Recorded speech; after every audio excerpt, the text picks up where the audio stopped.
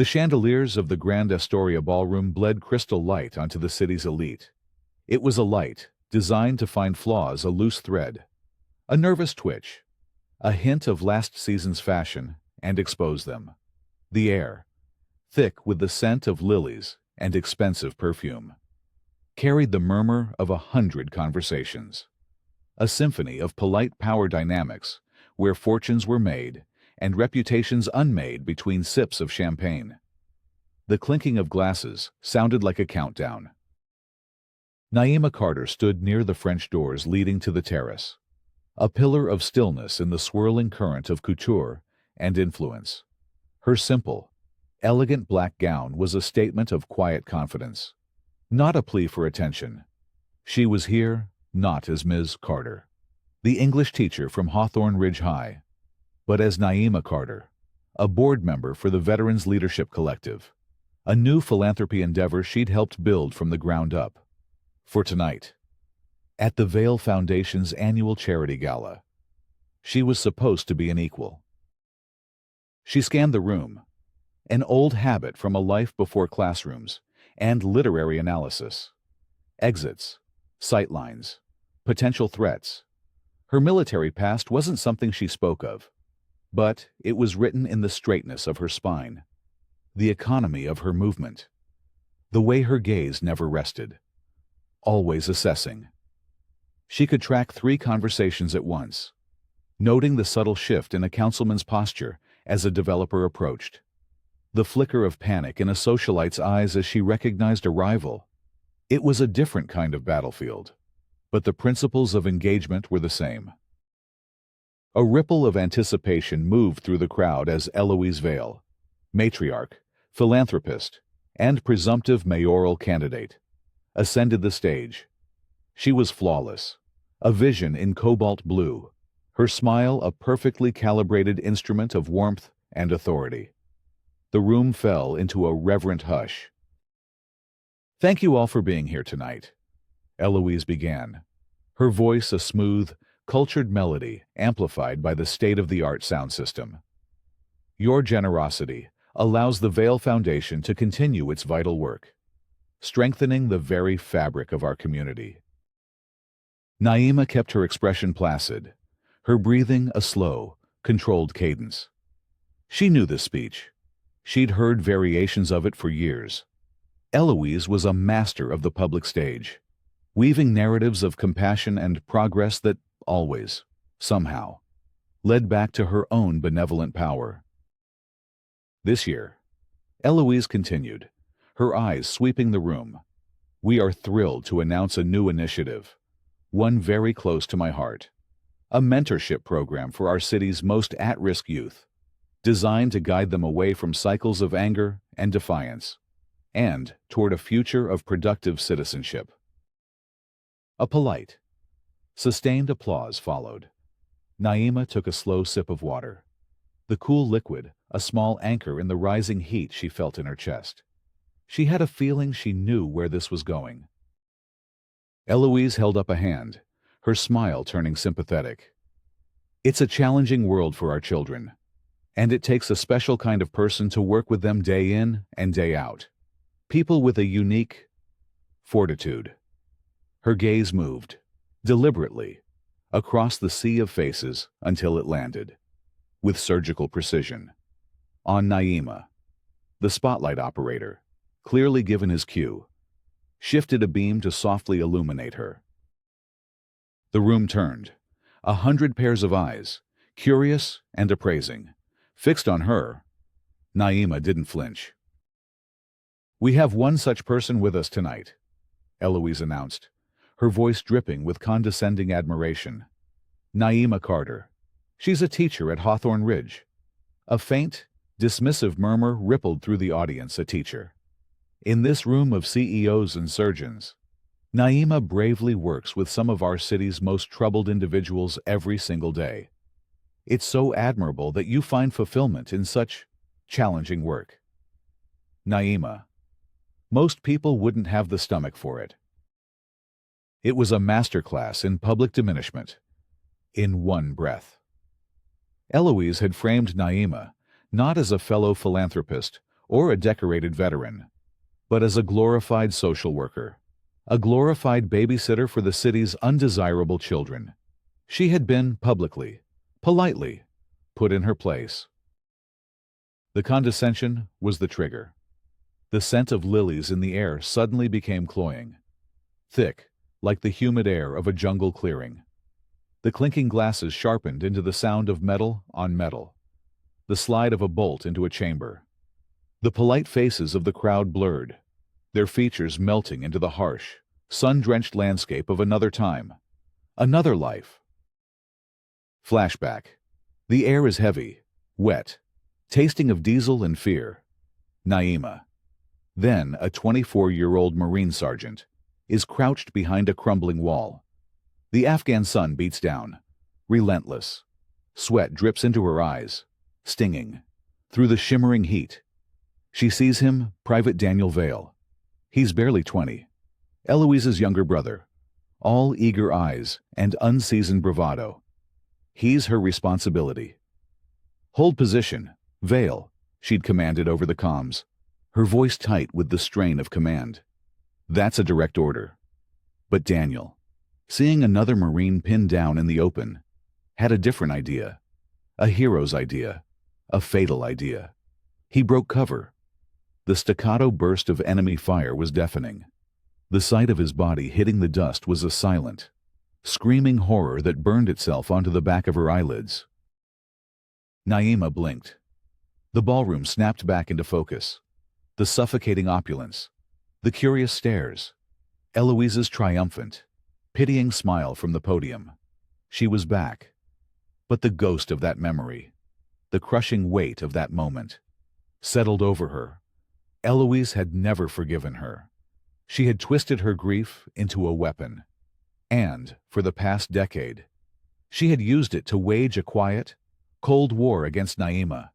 Every blocked promotion in the reserves, every anonymous complaint to the school board, every subtle snub and veiled insult, Naima now understood it all as part of this long, calculated campaign of revenge. This public humiliation wasn't just a random act of classism. It was the latest, most audacious strike in that war. Naima regulated her breathing. Inhale for 4, hold for 4, exhale for 4. The technique she'd used to steady her aim under fire now steadied her soul under attack. The crowd expected her to look flustered, embarrassed, perhaps even grateful for the backhanded acknowledgement. She gave them none of it. She met Eloise's gaze across the crowded room. She raised her water glass in a slow, deliberate toast, a gesture of unnerving calm. Her expression was not one of weakness, but of immense, terrifying control. The smile she offered back to Eloise was small, precise, and held the cold promise of a battle finally, formally, joined. Eloise's own smile faltered for a fraction of a second, a flicker of uncertainty in the face of a reaction she hadn't anticipated. In that silent, charged exchange, the rules of engagement were set. This was no longer a cold war fought in the shadows. Eloise had brought it into the light, and Naima Carter, a woman forged in the fires of real war, was ready to fight. The morning sun filtered through the tall, arched windows of Hawthorne Ridge High's main hallway, casting long shadows that failed to conceal the scuff marks on the waxed linoleum floors. The school, a sprawling brick edifice funded in large part by the Vale family, projected an image of academic prestige. But Naima knew the truth lay in the details. The flickering fluorescent bulb that had been ignored for months. The subtle sag in the ceiling tiles near the library. The way the students from the wealthier north side of town and the scholarship kids from the south side moved in separate, invisible currents. Naima walked her morning patrol, her posture a stark contrast to the teenage slouch of the students around her. Her shoes, practical and polished, made a soft, rhythmic click on the floor, a sound of steady, quiet authority. She didn't need to raise her voice. Her presence was enough. She observed everything: a freshman struggling with a jammed locker, two girls sharing a whispered secret, a boy trying to look nonchalant as he waited for a glimpse of someone special. Then she saw him. Preston Vale, Eloise's son, held court by the water fountain. He moved with the unearned confidence of someone who had never faced a consequence he couldn't buy his way out of. Tall, athletic, and dressed in clothes that cost more than some families' monthly grocery bills. He was the walking embodiment of the school's deep-seated hierarchy. His target was Marisol Vega, one of Naima's brightest AP English students. Marisol stood at her locker, her back to Preston, trying to ignore him. She was a brilliant girl, her mind a beautiful tapestry of literary insight and fierce intelligence. But in the social ecosystem of Hawthorne Ridge, she was defined by a single-word: scholarship. "Hey, scholarship girl," Preston's voice, laced with a practiced, mocking sweetness, cut through the hallway buzz. "Working on another one of your sob story essays, my struggles as a poor little immigrant, that should get you some points with the diversity committee." Marisol's shoulders tensed, but she didn't turn. She continued organizing her books, her silence a small act of defiance. Preston stepped closer, invading her personal space, his large frame casting a shadow over her. Or, "What you gonna cry to Miss Carter?" "What's she gonna do? Teach me about iambic pentameter until I feel bad." His friend snickered. Naima changed her trajectory. Her steps remained unhurried, her expression calm. She'd learned in the Marines that you never rush into a hostile situation. You assess, you position, you control the space. "Mr. Vale." Her voice was not loud, but it sliced through the chatter, clear and sharp. "Step away from Miss Vega's locker." Preston turned, a smirk playing on his lips. He was used to teachers who were intimidated by his mother's influence. "We're just talking, Ms. Carter." "No," Naima said, positioning herself slightly between them, creating a physical barrier without being overtly confrontational. "You're blocking her access and engaging in verbal harassment. Move aside." The challenge, quiet as it was, ignited a flicker of anger in Preston's eyes. He wasn't used to being told what to do. Before he could retort, a new voice joined the fray. "Everything all right here?" Principal Mercer approached, his gait a hurried shuffle that suggested he'd rather be anywhere else. His suit was meticulously pressed, his smile fixed and anxious. "Just a little friendly banter, I'm sure." "No, sir," Naima stated, her tone factual and unwavering. "Mr. Vale was harassing Ms. Vega about her scholarship status." Mercer's smile tightened. He glanced nervously from Naima to Preston, his gaze pleading, "Now, Naima, let's not escalate things. The Vale family has been incredibly generous to our scholarship programs. I'm sure Preston meant no harm." The dismissal was all the validation Preston needed. His smirk widened. He stood taller, puffing out his chest. "This school belongs to people like me," he declared, his voice loud enough for everyone nearby to hear. "My family built half these buildings. Some people should remember their place." Naima met his arrogant gaze. Her own voice remained level, a stark contrast to his bluster. "This is a public school, Mr. Vale. It belongs to every student equally. Their place is in the classroom, learning." "That's what they tell the masses," Preston sneered, his confidence swelling. "But we all know who really runs things." The sharp, jarring ring of the bell broke the standoff. The hallway erupted into a flurry of movement. Preston deliberately shouldered a smaller student out of his way as he left, turning to throw one last, defiant glare at Naima. Mercer, visibly relieved, clapped his hands together. "All right, everyone to class. Let's have a productive day." He bustled away, already pulling out his phone, eager to retreat into the administrative insulation of his office. Naima placed a gentle hand on Marisol's shoulder. "Are you all right?" Marisol nodded, managing a small, grateful smile. "Yes, Ms. Carter. Thank you." "Don't let him, or anyone else, make you doubt for 1 second that you belong here," Naima said, her voice low but fierce. "You earned your place. He inherited his—" As the hallway cleared, Naima walked into her classroom.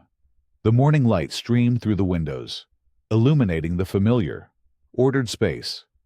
She picked up a piece of chalk, its cool, dusty texture a grounding sensation. On the clean blackboard, she wrote 4 words in clear, steady script: "Dignity is strategy." She set the chalk down precisely, aligning it with the edge of the metal tray. A small act of order in a world determined to impose its chaos. The words hung in the quiet room. A declaration, a lesson plan, and a promise. The real battle had just begun. The final bell of the day shrieked through the school, a signal of release for hundreds of students. But, for Naima, the start of a heightened state of vigilance. The afternoon was when discipline frayed and simmering tensions often boiled over. She stood at her desk in the English classroom, the scent of old paper and chalk dust hanging in the air. Organizing student essays on their eyes were watching God. The irony was not lost on her. Janie Crawford's journey to find her own voice felt particularly resonant today. Most students were packing up, their chatter filling the room with a comfortable, end-of-day buzz. But Naima's attention, honed by years of threat assessment, snagged on a pocket of unnatural stillness at the back of the room. Preston Vale hadn't left. He was standing over Marisol's desk, his frame a menacing silhouette against the bright afternoon light from the windows. He planted his palms on her desk, leaning in close. "So, scholarship girl." His voice was a low growl, meant to intimidate, but loud enough for the remaining students to hear. "Still planning on writing about how hard your life is for your college applications? You think they'll just hand you a full ride out of pity?" The classroom's energy shifted. Backpacks stopped being zipped. Conversations died. Several students, including a quiet but observant boy named Tariq Jones and his friend Brooke Lynn, subtly angled their phones, the small, dark lenses capturing the scene. Marisol kept her eyes down, her hands methodically placing her notebook into her bag. "Please move, Preston." "Make me," he challenged. Naima set down her stack of essays with a quiet, deliberate thud. "Mr. Vale." Her voice cut through the tension like a razor. "That's enough. Step aside. Now." She moved out from behind the fortress of her desk, her steps measured, each one landing with solid, unwavering purpose. The Marine Corps had taught her that authority wasn't projected through volume, but through presence. It was in the unwavering set of the jaw, the directness of the gaze, the absolute certainty of command. Preston's head snapped toward her, his face flushing a deep, mottled red. The public challenge, in front of his peers, had pushed him past the point of arrogant posturing. This was raw, unchecked fury, or what he snarled, "You'll give me detention, call my mommy. You can't touch me." "This is your final warning," Naima stated, her voice dropping to a low, dangerous calm. She was now only a few feet away. "Move. Away. From Ms. Vega's desk." Something inside Preston snapped. The carefully constructed facade of privileged entitlement crumbled, revealing the spoiled, violent child beneath. With a guttural roar of frustration, he lunged, not at Marisol, but at the source of his humiliation, at Naima. His hand shot out, fingers clamping around her throat. The force was stunning, intended to dominate and terrify. The classroom gasped, A single, collective intake of shocked air. But Preston had made a catastrophic miscalculation. He had mistaken a teacher for a civilian. He had mistaken composure for weakness. Naima's body reacted before her mind had time to process the shock. 15 years of Marine Corps martial arts training. Muscle memory burned into her very nerves. Took over. Her hands came up in a blur of motion. It was a perfect wrist peel maneuver. A technique designed to break a chokehold with maximum efficiency and minimal harm. Her thumb dug into the pressure point at the base of his thumb, while her other fingers wrapped around his hand, creating leverage. With a sharp, controlled twist, she broke his grip, using his own forward momentum against him. She pushed. It wasn't a shove born of anger, but a calculated application of force designed to create space and neutralize a threat. Preston, propelled by his own lunge and her expert redirection, stumbled backward. His expensive, slick-soled sneakers found no purchase on the polished tile. His arms windmilled wildly as he fought for balance and failed. He crashed to the floor with a heavy, resounding thud that seemed to shake the very foundations of the room. His head hit the linoleum with a sickening crack, and the look on his face shifted from rage to stunned, wide-eyed disbelief. The spell of silence shattered. The room erupted. A dozen phones were now openly recording, their screens glowing in the fluorescent light, capturing Preston sprawled on the floor, the formidable Naima Carter standing over him, not a hair out of place. Footsteps pounded in the hallway. Officer Darren Lent, the school's resource officer, burst in, his hand instinctively moving toward his sidearm before assessing the scene. He was followed closely by Principal Mercer, whose face was already a mask of pure panic. "Let's all just stay calm," Mercer chirped, his voice high and strained. "Ms. Carter, please. Let's not escalate this. We can handle this internally." "No," Naima said, her voice a column of steel. She pulled out her own phone. "We cannot." Preston groaned, pushing himself into a sitting position. His designer clothes were rumpled, his carefully styled hair a mess. The mask of arrogance was gone, replaced by the stunned, frightened look of a boy who had just learned that the world had rules he couldn't break. He watched, helpless, as Naima dialed 911. "This is Naima Carter at Hawthorne Ridge High School," she said, her voice clear and steady for the dispatcher to hear. "I am a teacher. I need to report an assault by a student." Mercer lunged forward, his hand reaching for her phone. "Naima, think about what you're doing. Think of the implications." Officer Lent stepped between them, holding up a firm hand. "Sir, step back. This is now a criminal matter." He touched his body camera, and a small red light blinked to life, recording everything. Through the open classroom windows, the first faint wail of approaching sirens sliced through the afternoon air. The sound grew louder, a promise of consequences that could no longer be contained within the school's brick walls. In the tense quiet, Naima's phone chimed with an airdrop notification.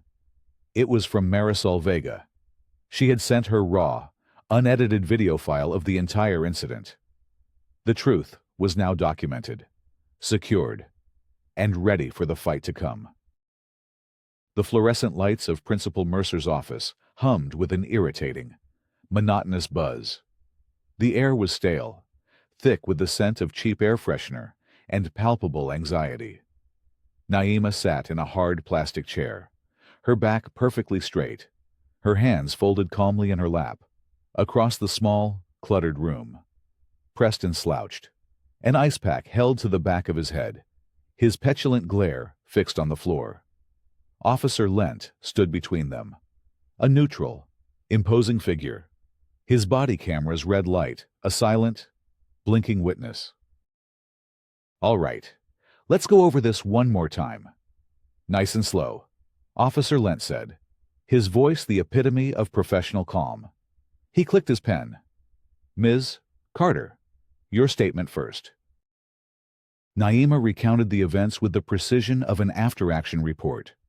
I observed Preston Vale verbally harassing student Marisol Vega.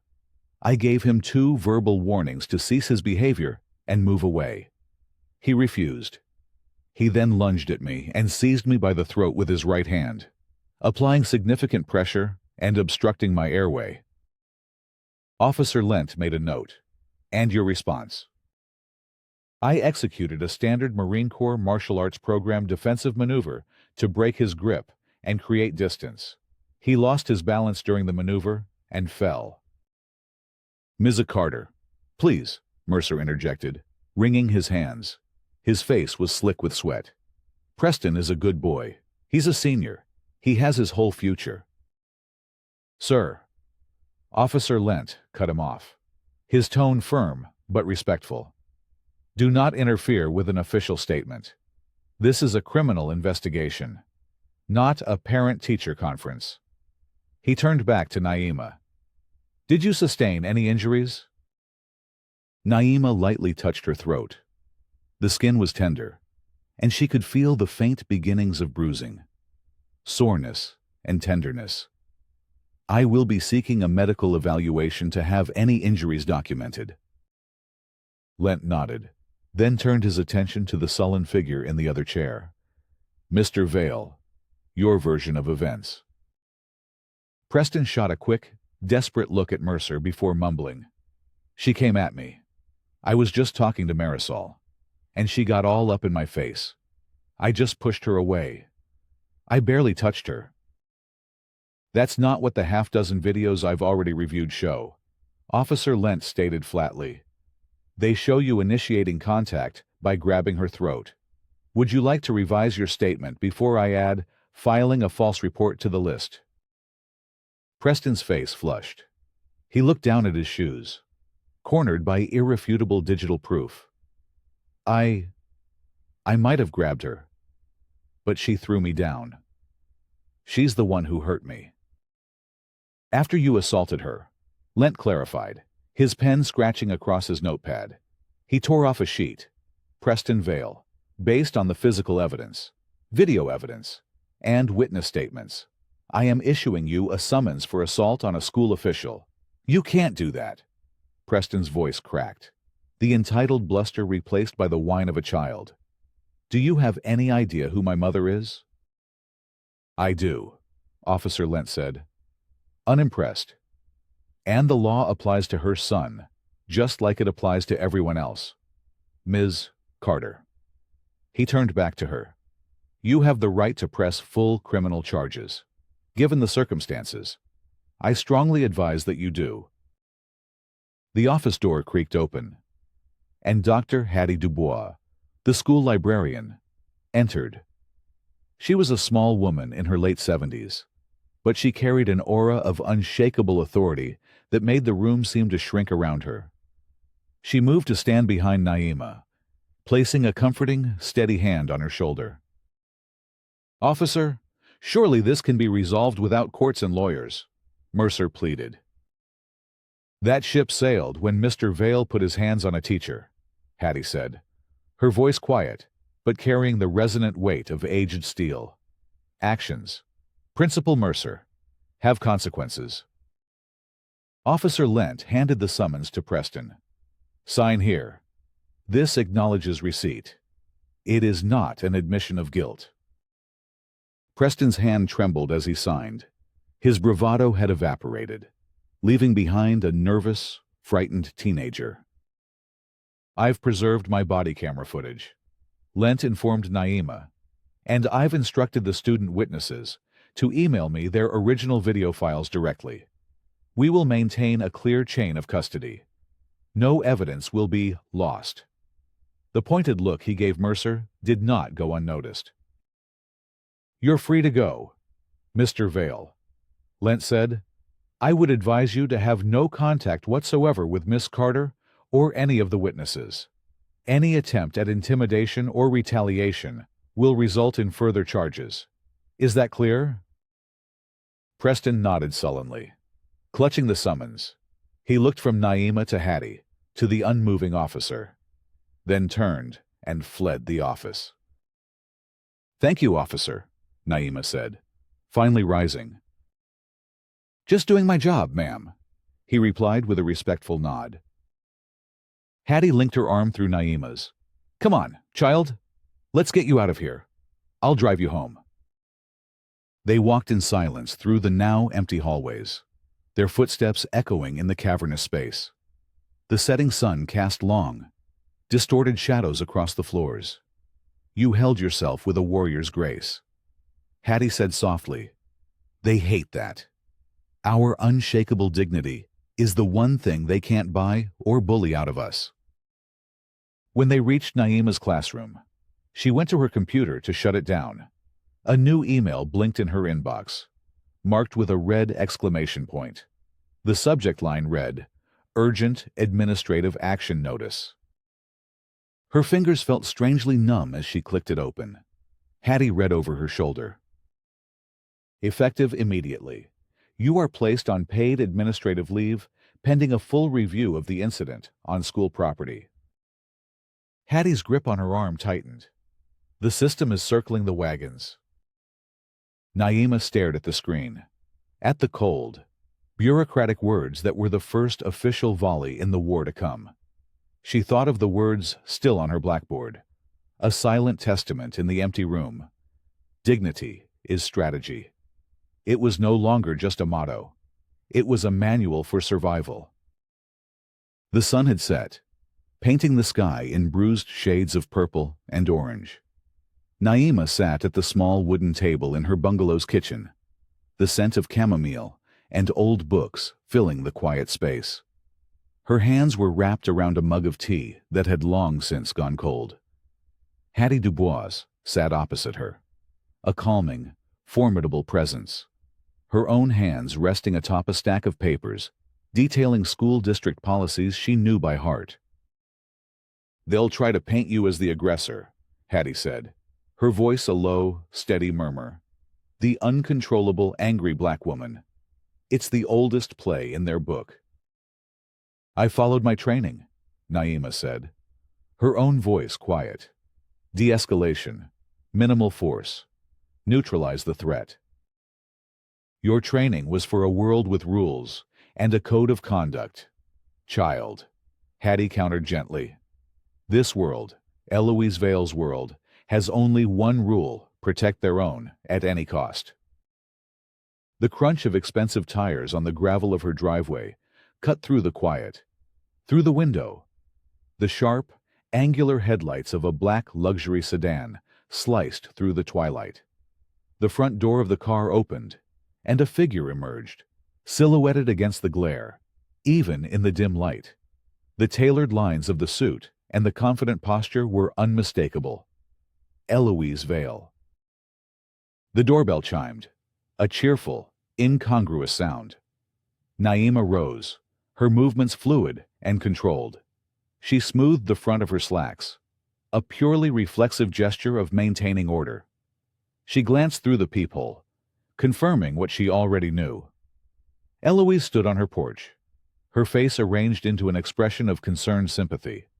Beside her was a sharp-featured woman in an equally expensive suit, holding a leather briefcase.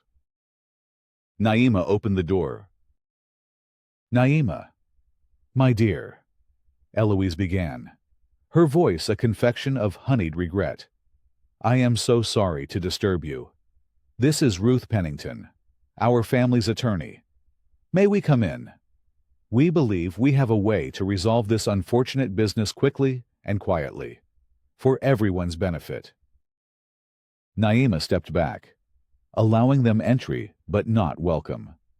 The scent of Eloise's perfume, a heavy, floral fragrance, invaded the simple comfort of her home. Eloise's eyes did a quick, dismissive sweep of the room, the overflowing bookshelves, the worn but comfortable armchair, the framed photo on the mantelpiece of 3 smiling, uniformed Marines in front of a desert landscape. Her gaze lingered on the photo for a moment. a flicker of something unreadable in her eyes. Before she turned her attention back to Naima, "Dr. Dubois," Eloise said, her tone cooling slightly. "I didn't expect to find you here." "I expect there's a lot you didn't expect today," Hattie replied without rising from her chair. Ruth Pennington wasted no time on pleasantries. She placed her briefcase on the kitchen table and opened it with 2 sharp clicks. She produced a thick, cream-colored envelope and a single sheet of paper. "Ms. Carter," Pennington began, her voice crisp and devoid of emotion, "we are here to offer a resolution. My clients, the Vale family, are prepared to offer a very generous financial settlement to compensate you for any inconvenience you may have experienced today." She slid the envelope across the table. "That is a certified check for $1 million. Tax-free." Naima looked at the envelope but made no move to touch it. "In exchange for what?" "In exchange," Pennington continued, "you will sign a standard non-disclosure agreement. All copies of the video evidence will be surrendered and permanently deleted. You will drop the criminal complaint against Preston, and you will issue a public statement clarifying that the physical contact was a mutual misunderstanding, unfortunately escalated by both parties." "You want me to lie," Naima stated. It was not a question. "We want to protect a gifted young man's future from being derailed by one regrettable mistake," Eloise cut in, her mask of sympathy firmly back in place. "Think of what you could do with this money. Naima, a new house, in a much better neighborhood. You could travel. You would never have to worry about a teacher's salary again." Naima's hand unconsciously drifted to her throat, to the tender, discolored skin. "My integrity is not for sale. Eloise." The use of her first name, stripped of any honorific, seemed to startle Eloise. Her smile tightened. "Everyone has a price. Naima, don't be foolish. This is your one and only chance to walk away from this hole. This offer is on the table for 24 hours. This isn't about pride." Naima's voice remained level, but her eyes held a fire that could have melted steel. "This is about a violent act committed against a teacher in her classroom. It's about showing every student in that school, especially the ones who don't have a foundation with their name on it, that actions have consequences." Eloise's facade finally cracked. The honeyed warmth in her voice evaporated, replaced by ice. "Then, let me be perfectly clear. If you refuse this offer, I will not rest until I have destroyed you. You will be a pariah in this town. I will bankrupt you with legal fees. I will ensure you never teach again. I will dig into every corner of your life until I find something to use against you, and I will plaster it on every news station and blog in this state. You think you're a warrior? You are one woman against an entire system. A system my family built. You will lose." The threat hung in the air, heavy and suffocating. Naima looked from the check on her table to the cold fury in Eloise's eyes, and she thought of Daniel Vale, dying in the dust because he believed heroism meant ignoring orders. She had failed to protect him then. She would not fail her students now. "The answer is no," Naima said, "and my lawyer will be in touch. Now get out of my house." For a moment, Eloise looked genuinely shocked that her power had been so utterly defied. Then, her expression hardened into something cold and ugly. She turned, her heels clicking sharply on the hardwood floor, and swept out of the house. Pennington gathered her papers and followed, leaving the $1 million check sitting on the table, a monument to a failed transaction.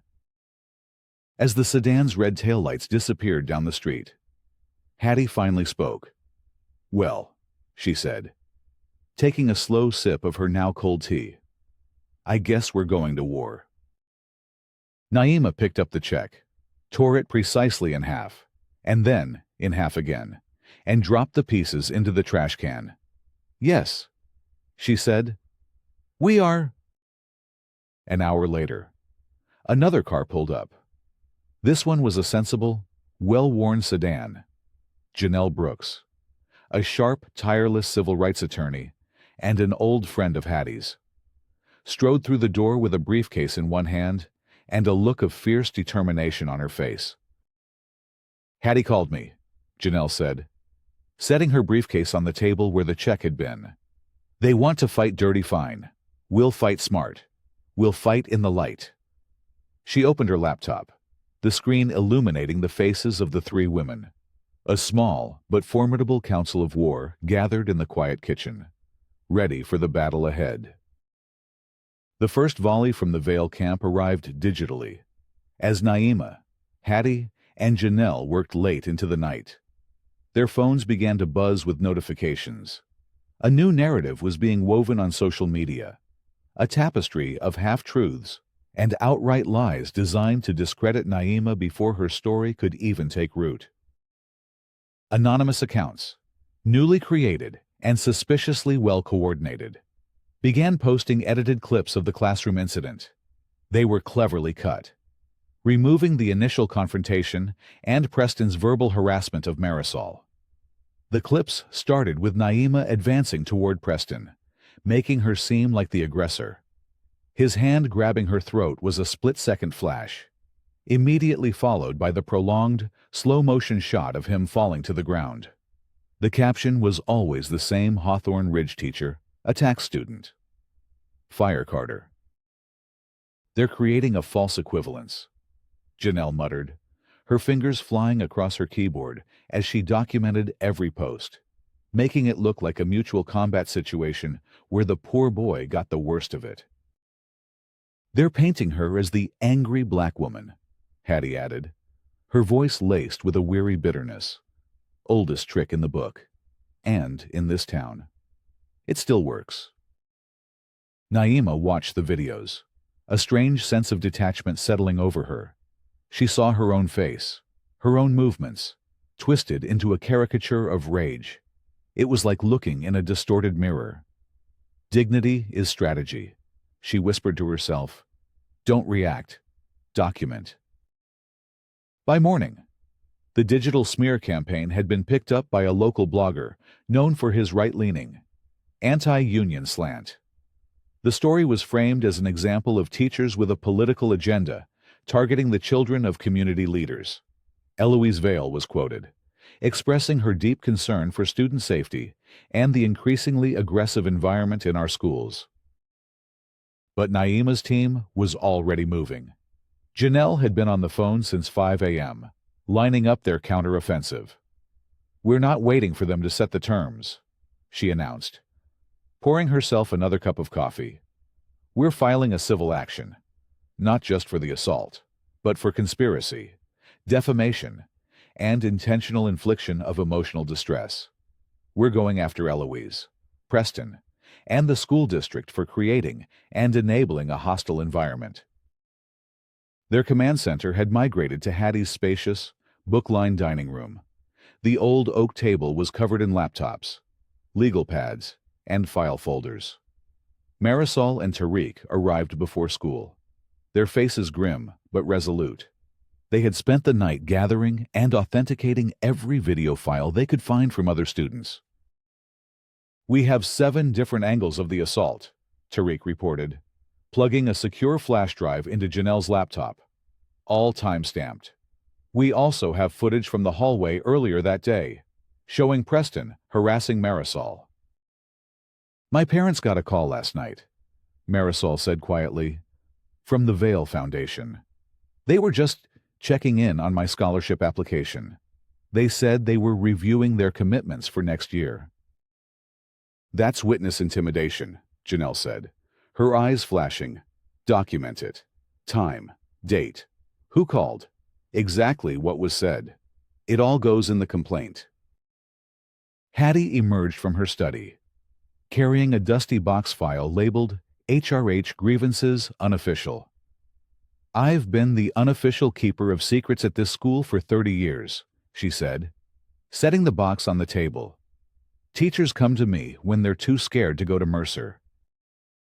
She pulled out a folder. 2 years ago, a JV basketball player. Preston shoved him down a set of bleachers after a game. Broken wrist. The family was new to town. Didn't have resources. They received a quiet settlement and signed an NDA. The payment came from a shell corporation, not directly from the Vales. She pulled out another. 3 years ago, a female student in the drama club. Preston grabbed her arm hard enough to leave bruises when she turned him down for a date. Her father was a custodian at the school. Mercer threatened his job. Another settlement. Another NDA. And a third. Last year, Coach Thompson filed a formal complaint about Preston bullying younger players. 2 days later, his contract wasn't renewed due to budget cuts. He got a generous severance package and signed an NDA. Naima looked at the folders, a cold anger solidifying in her gut. This isn't just about Preston, she said. It's a pattern, a system of protection, paid for with hush money and fear. A call came in on Naima's phone. The screen read SGT Whittaker. She put it on speaker. Red, she said, using the old nickname. You're on with the team. The gruff, familiar voice of her former master sergeant crackled through the phone. Carter. Got your message. Heard you're in a scrap. The Vales are trying to leak your service record, claiming a dishonorable discharge. Don't worry. I made a call to Quantico. Your file is temporarily reclassified. They can't touch it. But your commendations, Navy and Marine Corps Medal for Heroism. That I can leak. A wave of relief washed over Naima. Thanks. Red. But they're coming after my students now. Unacceptable, Red growled. Marines protect their own, and anyone under their protection. I've got a couple of our old unit guys living in your area. We're setting up a watch. Discreet. No one lays a hand on those kids. You have my word. The pieces were falling into place. A legal strategy. A trove of evidence. A network of support. Janelle finished typing the last lines of the civil complaint.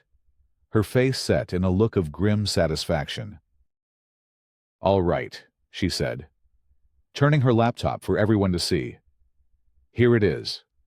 Naima Carter versus Preston Vale, Eloise Vale, and the Hawthorne Ridge Unified School District. Once I hit file, there's no turning back. They will come at us with the full force of their wealth and influence. They will try to bury us.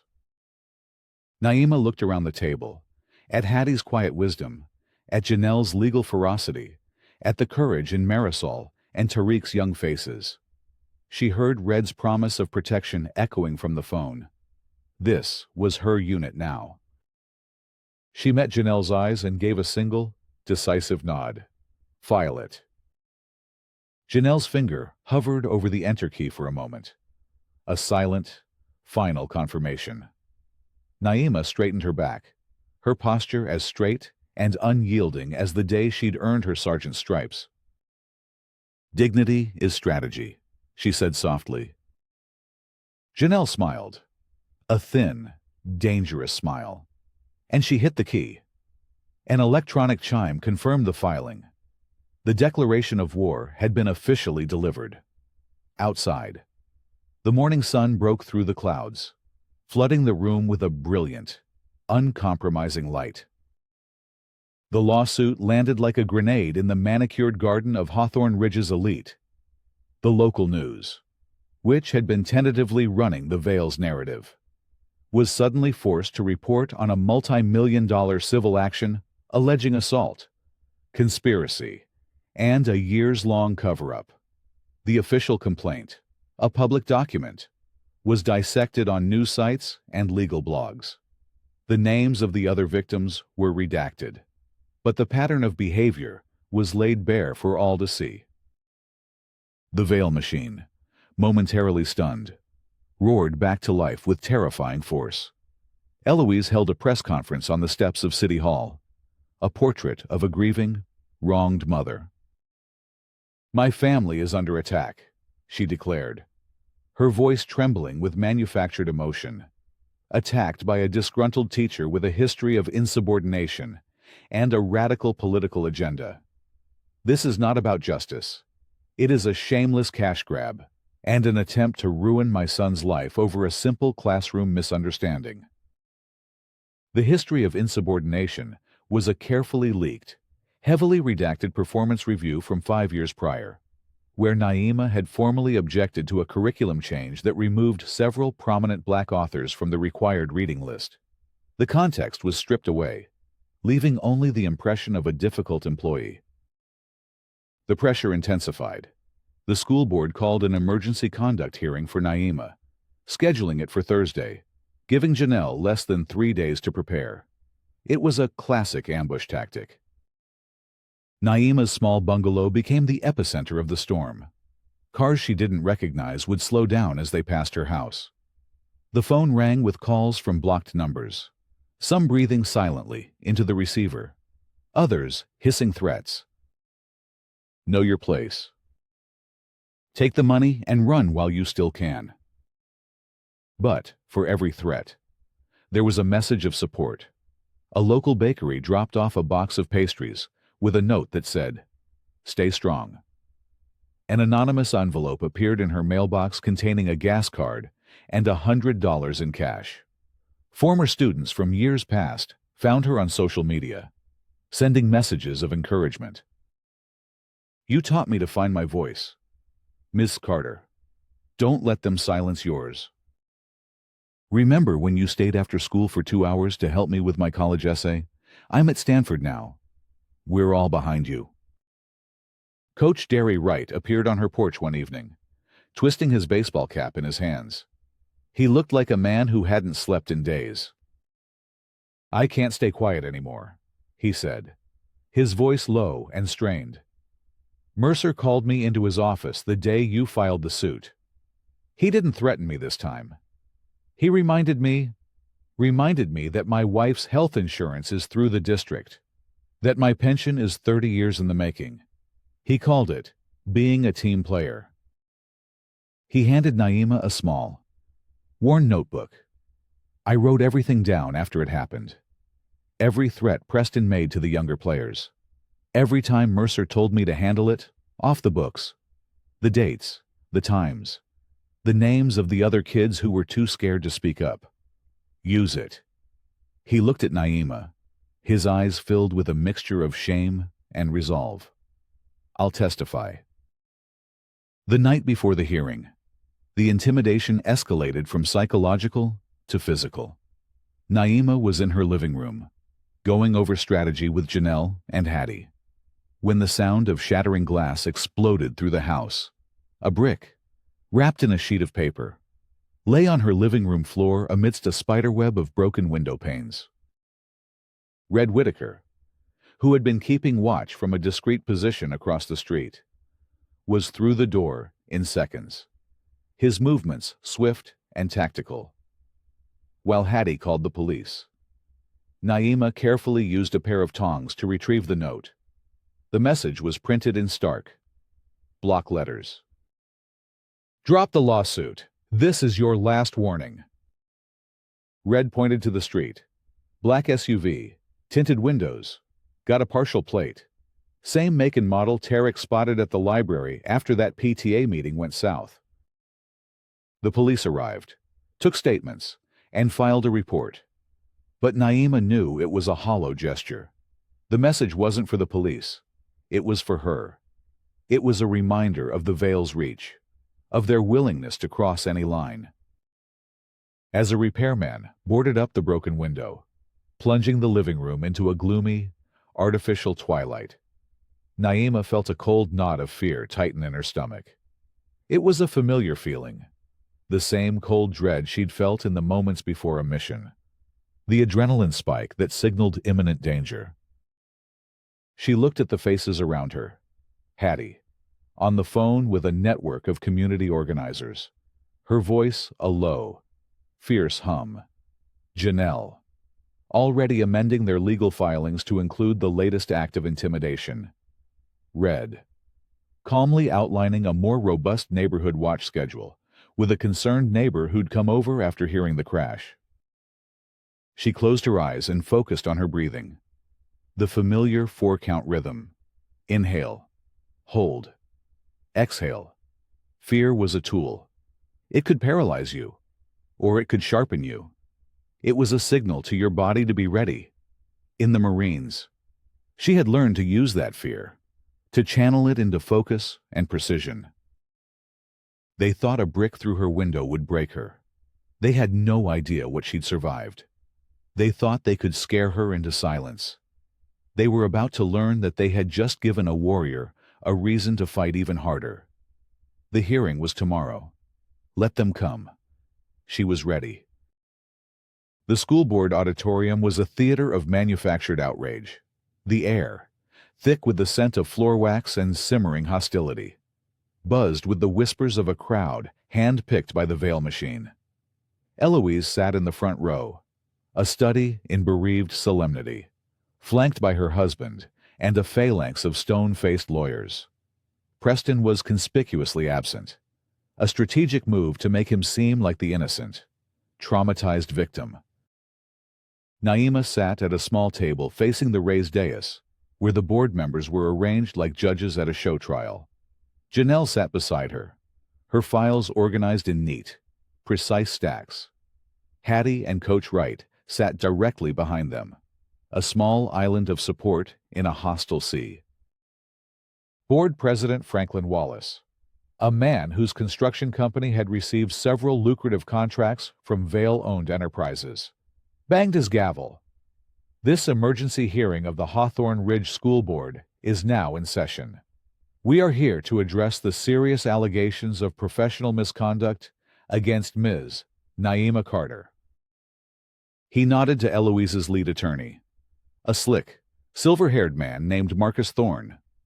Thorne approached the podium. Members of the board. He began, his voice dripping with synthetic gravitas. We are here today because a teacher, entrusted with the care of our children, violently assaulted a student. We have several witnesses who will attest to Ms. Carter's pattern of aggressive behavior and her political bias in the classroom. One by one, they came forward. A student Naima had once given a C on a plagiarized essay claimed she had a personal vendetta against him. A parent, a close friend of Eloise's, tearfully recounted how her son felt unsafe due to Ms. Carter's divisive lessons on American history. Each testimony was a carefully rehearsed performance, designed to paint Naima as an unstable aggressor. Janelle remained silent, making quiet notes, letting them build their flimsy house of cards. When Thorne called his final witness, a substitute teacher, Janelle finally rose. "Objection," she said, her voice calm but carrying an authority that made the room fall silent. The board's own bylaws require that all relevant evidence be presented before we proceed with any more character assassination.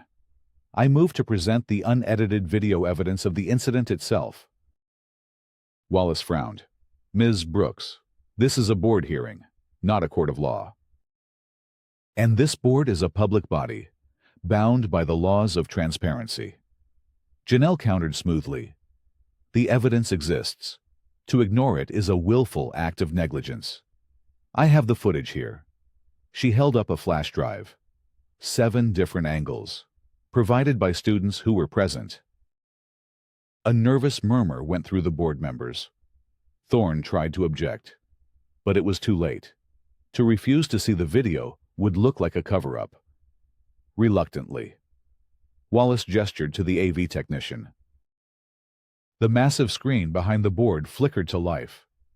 The auditorium watched in stunned silence as the truth played out in high definition.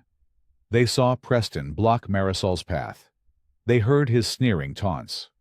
They saw Naima approach, calm and professional. And then they saw the lunge. Preston's hand, clear as day, clamping around Naima's throat. Janelle's voice cut through the silence. Freeze frame and zoom in. The image froze. magnified 10 times. Preston's fingers were visibly indented into the skin of Naima's neck. Gasps rippled through the audience. The carefully constructed narrative of the violent teacher evaporated in an instant. "Now play the rest," Janelle commanded. The video continued, showing Naima's swift, controlled, and undeniably defensive maneuver. It showed Preston falling, not from a violent shove, but from his own momentum being redirected.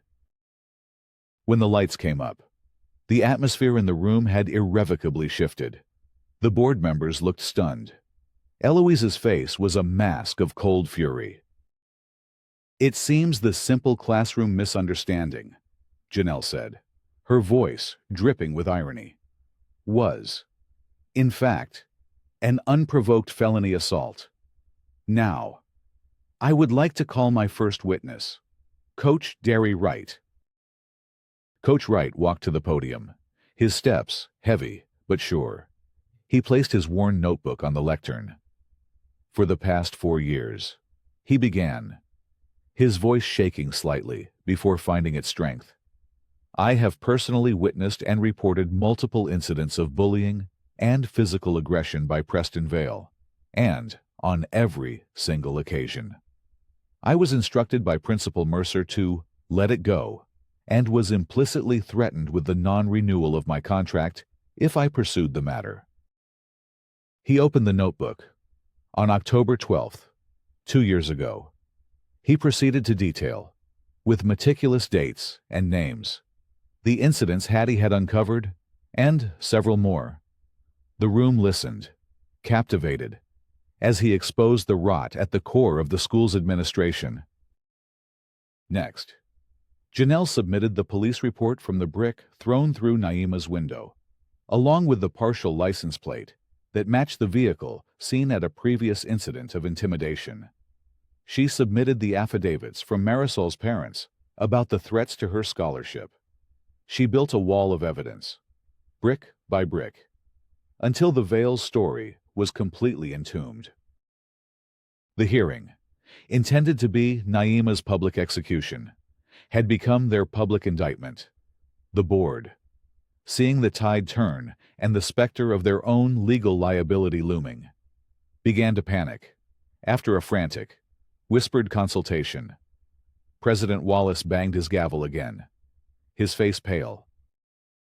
"In light of the new evidence presented," he stammered, "this board votes to immediately and retroactively dismiss the motion of misconduct against Ms. Carter. Her administrative leave is rescinded, and she is to be fully reinstated with back pay, effective immediately." He wasn't finished. Furthermore, this board is launching a full independent investigation into the conduct of Principal Mercer and the systemic issues raised here today.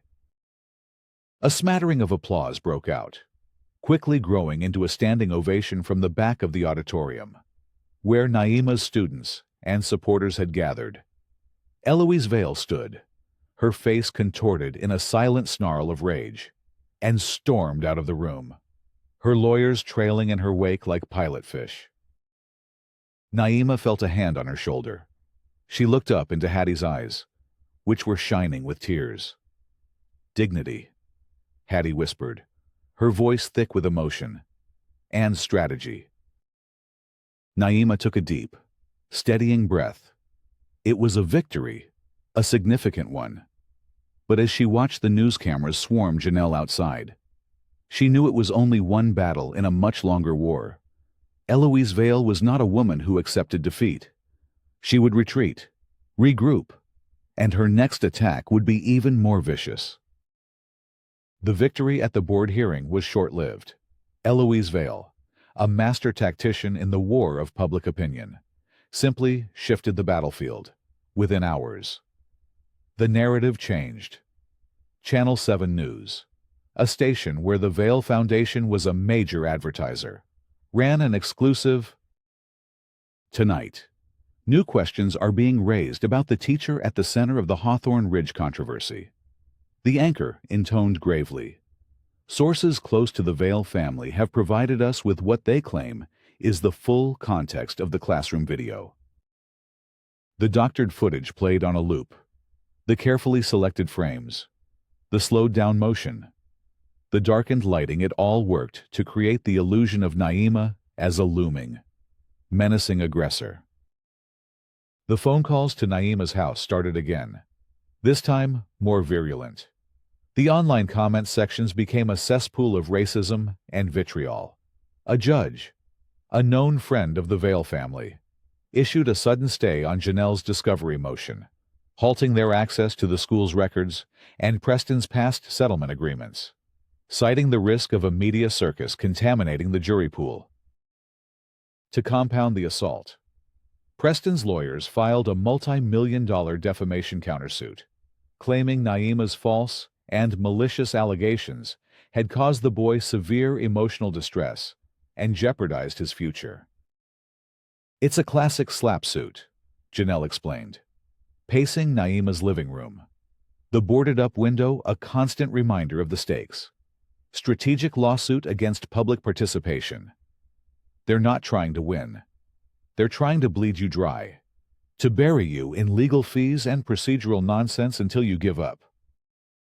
The weight of it all began to press in on Naima, the constant vigilance, the legal maneuvering, the public character assassination. It was a war of attrition, designed to exhaust her resources and her spirit. Sleep offered little respite. The nightmares came back, not of the classroom, but of the Afghan sun and the dust and the sight of Daniel Vale's body falling. She would wake up, her heart pounding, the scent of lilies and diesel fuel thick in her nostrils. It was during one of these sleepless, pre-dawn hours, as she sat staring at the photo of her Marine unit on the mantel, that the connection finally slammed into her with the force of a physical blow. Daniel, Eloise's brother. She looked at the photo.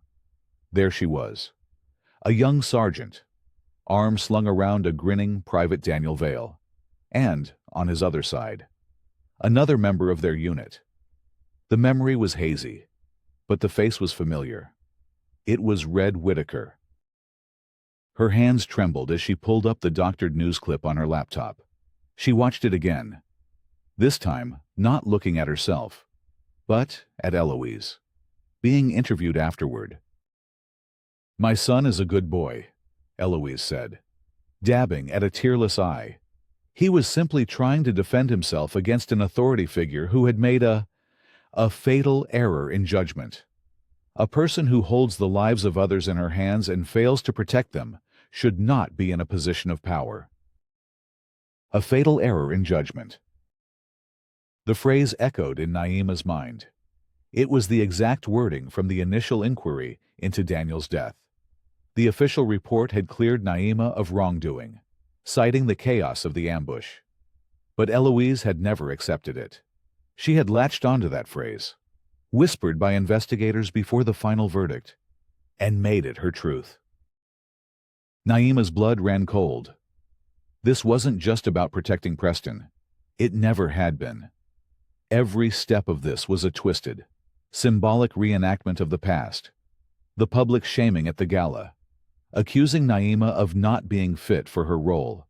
The attack by her son, a stand-in for the brother she'd lost. The media campaign, painting Naima as someone who made fatal errors in judgment. Eloise wasn't just trying to ruin her career. She was trying to rewrite history. She was putting Naima on trial for the death of her brother. And she was determined to get the guilty verdict she'd been denied by the military a decade ago. The conflict had transformed. It was no longer a fight for justice. It was a deeply personal war over memory, guilt, and retribution. And Eloise was using her son as a weapon. A new, cold resolve settled over Naima. Eloise wanted to fight about the past fine, but she had made a critical mistake. She assumed Naima was still the same 24-year-old sergeant who had been forced to carry the weight of that day in silence. She had no idea the lengths Naima had gone to protect the Vale family name, the secrets she had kept buried in the official report. Naima picked up her phone. It was 4 a.m., but she knew he would be awake. "Red," she said when he answered. "It's about Daniel Vale. It's time to declassify the rest of the mission report." A long silence followed on the other end of the line. Then, Red's voice, low and grim. "Carter, are you sure you know what that means? You know what it will do to his memory." "I know," Naima said, her eyes fixed on Daniel's smiling face in the photograph. "Eloise started this war. I'm going to finish it, on my terms." The emergency chain of custody hearing was convened in the stark, imposing courtroom of Judge Harriet Chen, known for her meticulous attention to procedure and her absolute intolerance for legal gamesmanship. Chen was the one judge in the county the Vales could not influence. The air in the room was cold, the silence broken only by the rustling of papers and the low hum of the ventilation system. Eloise and her legal team sat at one table, radiating a confidence that was beginning to look brittle around the edges. Naima, Janelle, and Red sat at the other, their demeanor one of quiet, focused intensity. "Ms. Brooks," Judge Chen began, her voice sharp as etched glass, "your motion makes some very serious claims of evidence tampering and systemic suppression. You may proceed." Janelle rose. "Your Honor, we will demonstrate a clear, coordinated effort by the defendants to manipulate evidence and obstruct justice, beginning with the video of the assault itself." She called a digital forensics expert to the stand. The expert methodically dismantled the doctored news clip, showing the court the file's metadata. He traced its digital journey from a student's phone, to a school server, to a workstation at the public relations firm running Eloise Vale's mayoral campaign, where it was edited, and then emailed from Principal Mercer's official account to the news station. Next, Janelle called Red Whitaker. He presented his log of 17 separate, formal requests for school security footage related to prior incidents involving Preston Vale. Each request was dated, time-stamped, and accompanied by a signed denial from Principal Mercer, citing technical difficulties or missing tapes. Then, Red produced receipts from the district's own IT department, confirming that the camera systems were fully functional on each of those dates. The final piece of evidence was the audio recording from Officer Lent's body microphone, which had been anonymously leaked to Janelle. The courtroom sat in stunned silence as they heard Principal Mercer's panicked voice instruct the officer to make the students' phones disappear from the evidence locker because the Vale family had been very generous. Judge Chen's expression was thunderous. She stared at Principal Mercer, who seemed to shrink in his chair. "This court," she said, her voice dangerously low, "finds that there is substantial evidence of a conspiracy to tamper with evidence, suppress testimony, and obstruct a criminal investigation." She issued her rulings like cannon fire. The stay on discovery was lifted. The school district was sanctioned for obstruction. All of Preston's sealed NDAs were to be unsealed and delivered to Janelle's office within 24 hours. And she scheduled a full public ethics hearing for Eloise Vale's mayoral campaign, to be broadcast live. "This community," Judge Chen concluded, her eyes sweeping over Eloise, "deserves to know if a candidate for its highest office engages in the suppression of criminal activity to protect her family." The hearing was set for the following week. It became the only story in town. The battle was no longer confined to courtrooms and school boards. It was about to play out on a public stage, with irreversible consequences. Naima and her team spent every waking moment preparing. They deposed the families from the unsealed NDAs, each story adding another layer to the portrait of a system built to protect one privileged, violent boy. On the night before the hearing, Naima sat alone in her living room, the fully unredacted report on the mission that killed Daniel Vale open on her coffee table. It was the one piece of evidence Janelle didn't know about. It was her nuclear option. The official story, the one she had allowed to stand for a decade, was that Daniel had been killed in a chaotic firefight. The truth was far more complicated and far more damning. The report detailed how Daniel, against Naima's direct and repeated orders to hold position, had broken cover in a misguided attempt at individual heroism. His action had not only led to his own death, but had exposed the rest of the unit to enemy fire, resulting in 2 other casualties.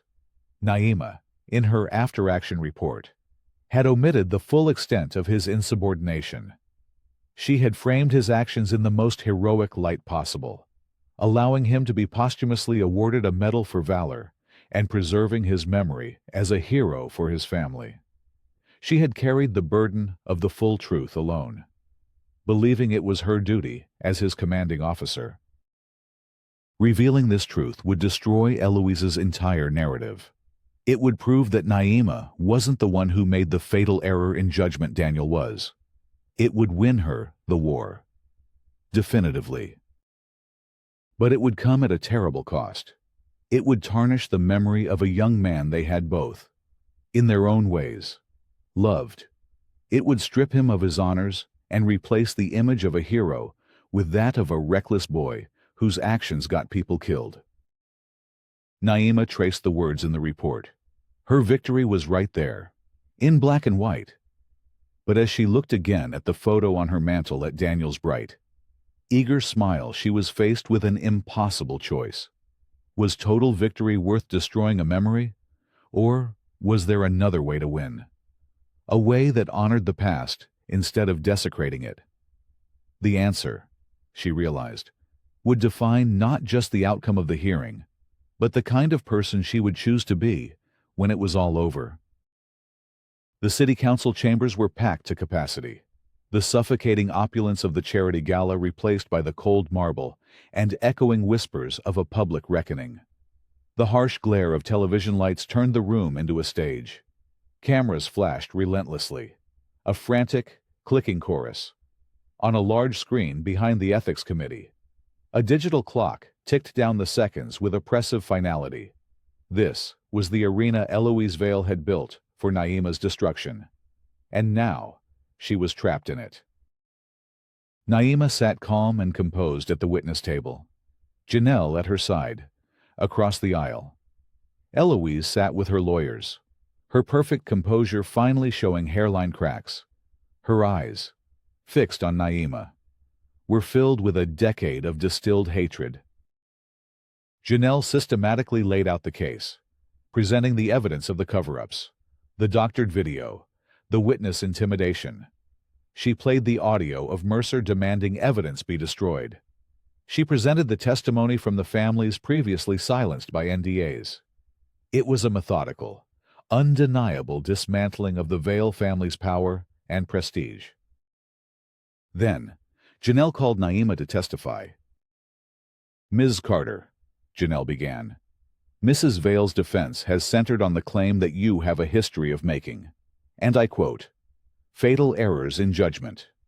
Could you please tell the committee where that phrase originated? Naima met Eloise's gaze. It was used during the preliminary inquiry into the death of her brother, Private Daniel Vale, who was killed in action while serving under my command in Afghanistan. A shocked murmur spread through the room. The conflict, already a public spectacle, had just become intensely personal. Eloise's lawyer leaped to his feet. Objection. This is irrelevant and highly prejudicial. The witness is attempting to distract from her own misconduct by dredging up a painful family tragedy. On the contrary, Janelle countered smoothly, it is entirely relevant. Mrs. Vale has made it relevant by repeatedly using this tragedy as a weapon to attack my client's character. She has waged a decade-long campaign of retribution against Ms. Carter, culminating in the events at Hawthorne Ridge. This hearing is not just about an assault in a classroom. It is the climax of a vendetta. The committee chair overruled the objection. Ms. Carter, please continue. Naima took a slow, measured breath. In her briefcase, inside a sealed envelope, was the unredacted mission report. She could feel its weight, its power. She could end this, right now, with one devastating blow. She looked at Eloise, whose face was a mask of grief and rage. She saw a woman so consumed by a twisted narrative that she had sacrificed her own son's future to serve it. And in that moment, Naima made her choice. Serving with Daniel Vale was an honor. Naima began, her voice steady and clear, resonating with an authority that had nothing to do with legal arguments. He was brave, he was dedicated, and he died trying to save a fellow Marine. The circumstances of that day were chaotic and tragic. And for 10 years, his sister has believed that I was responsible. She has channeled her grief into a campaign to ruin my life, believing she was avenging her brother. Naima paused, letting her words sink in. She is wrong, not just about what happened that day, but about what vengeance achieves. It doesn't heal. It consumes. It has consumed her to the point where she was willing to orchestrate a cover-up, to intimidate witnesses, to ruin lives, and to use her own son as a pawn, all to settle a score that exists only in her mind. She then turned her attention from Eloise to the committee. The evidence against Mrs. Vale and the school district is overwhelming and speaks for itself. It shows a corrupt system that values power over truth and privilege over safety. She did not mention the report. She did not reveal Daniel's mistake. She left his memory, his honor, intact. She chose a different kind of victory. Instead of destroying the past, she exposed the poison of the present. The impact was more powerful than any classified document. By refusing to desecrate the memory of the brother Eloise claimed to be avenging, Naima exposed the hollowness of her vendetta. She showed that her own character, her own dignity, was stronger than Eloise's hate. The committee's questioning of Eloise was brutal. Faced with the mountain of evidence and Naima's powerful, dignified testimony, her defenses crumbled. Her attempts to deflect and deny rang false. The narrative she had so carefully controlled for years had been wrested from her grasp. She was no longer the grieving sister or the concerned mother. She was just a woman exposed, her machinations laid bare for the entire city to see. The final question came from the committee chair. Mrs. Vale, did you, or your mayoral campaign, have any part in altering the video evidence of the assault on Ms. Carter? Eloise stared into the flashing cameras, the ticking clock on the wall echoing in the silence. She opened her mouth, but no words came out. The truth was a physical barrier in her throat. Her silence was the only confession needed. The hearing ended. The cameras swarmed. Naima, flanked by Janelle and Red, moved through the chaos, a center of calm in the storm. She had won, not by destroying her enemy with a final, devastating secret, but by holding up a mirror and forcing her to see the person she had become. It was a victory, not of retribution, but of reclamation. She had reclaimed her name, her integrity, and the truth, all while honoring a promise she had made to a fallen soldier a decade ago. The fallout was immediate and catastrophic. Eloise Vale's mayoral campaign imploded overnight. She withdrew from the race, citing personal reasons, and vanished from public life. The Vale Foundation's board of directors demanded her resignation. Principal Mercer was charged with evidence tampering and obstruction of justice. The school board was placed under state receivership. Preston Vale, his confession and apology now public record, quietly accepted his sentence of counseling and community service. His name forever linked to the scandal that had toppled his family's dynasty. The victory was absolute. Yet for Naima, it felt complex, heavy. She had won the war, But the cost had been high for everyone. She saw no triumph in the ruin of a family, even one that had tried so hard to ruin her. The news reports and cheering supporters faded into background noise. The real work, she knew, was just beginning. A month later, a settlement was reached in her civil suit. The school district, under new leadership, offered a substantial sum, not as hush money, but as an official acknowledgement of its systemic failure and a commitment to reform. Naima could have taken the money and left Hawthorne Ridge forever. No one would have blamed her. But that was never the point. The final scene of the long drama did not take place in a courtroom or a classroom, but in a small, unassuming community center in the south side of town. Naima stood at a podium, not unlike the one from which Eloise had shamed her. But this one was made of simple plywood, not polished mahogany.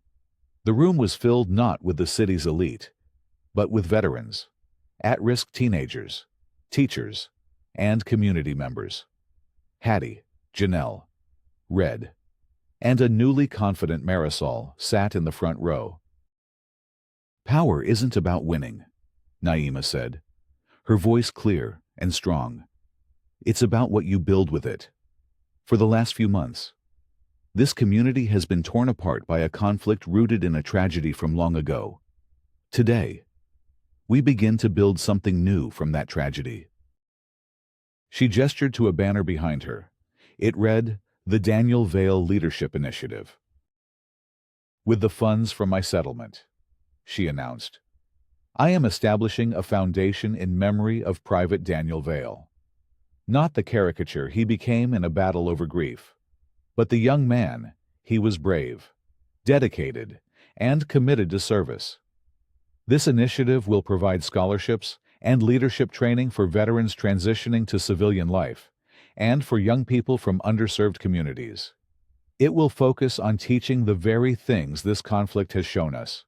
We so desperately need ethical decision-making under pressure, accountability, and the courage to choose integrity over influence." She was reclaiming the narrative of the past, transforming a tool of Eloise's revenge into a legacy of healing and empowerment. She was using her restored power not to destroy, but to build. It was the ultimate act of strategic dignity. After the ceremony, as people gathered to talk and share food, Red approached her, a rare, soft smile on his weathered face. "You did right by the kid. Carter, you always did." Marisol, who had been accepted to her first-choice university with a full scholarship, gave her a fierce hug. "You taught us the most important lesson, Ms. Carter," she said. "That one person, standing in their truth, can change everything." Later, as the sun set, Naima stood alone in the empty room, the banner with Daniel's name casting a long shadow. She had faced down her ghosts and emerged not just victorious, but whole. The war was over. The peace was hers to build. She straightened her shoulders, her posture as true and unyielding as ever, and walked out into the cool evening air, ready for the work ahead.